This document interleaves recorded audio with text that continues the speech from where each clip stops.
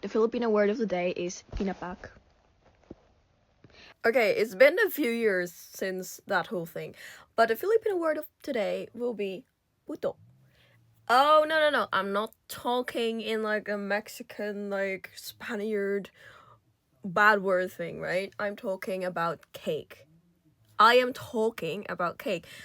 This is one of those things I keep having to explain it. I know it's a joke, but it's been overdone. Like anytime I hear someone being like, when a Spanish person hears a Filipino talking about desserts, every time I hear it, I'm just like, it's tired. Okay, puto is basically the Filipino version of puto, or I don't know how to pronounce it, but it's Tamil.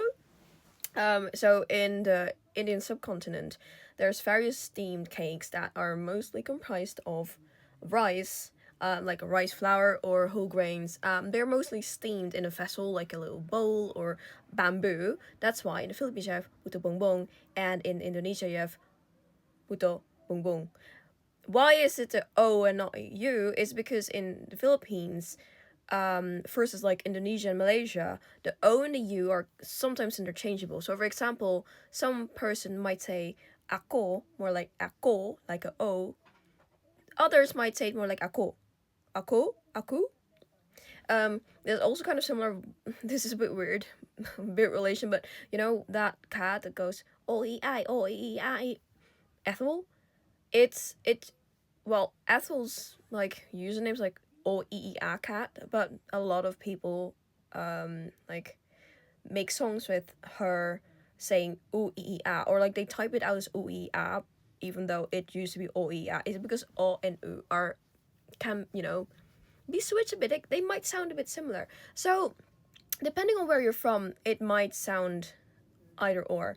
But yeah, in the Philippines it's puto, and Indonesia, Malaysia it's puto, as well as in Tamil. So we have a lot of types of cakes that are like that. It literally just means little steamed cake made out of like rice or flour or whatever, right? I'll show you some examples. This is puto. I still don't know how to pronounce it. I'm very sorry, but as you can see, it's a cylindrical cake. That's what it is.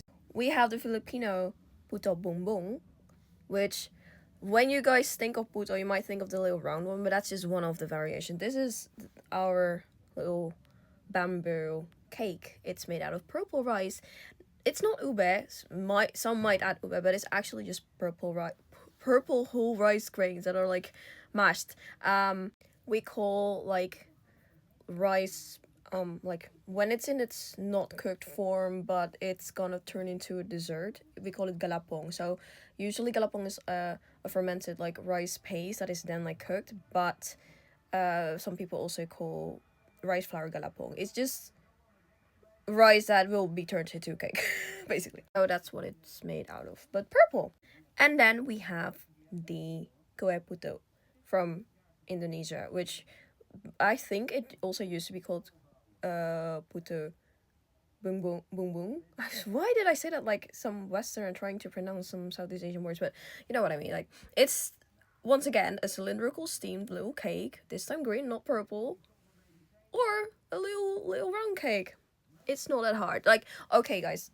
Like I get it's a funny joke and like showing our relations to like South America, but it's not related to it at all. It's literally just because we have a lot of Indian influences in Southeast Asia because proximity, travel, trade, all of those things. Some of the words in the Philippines are also like they come from this Indian subcontinent.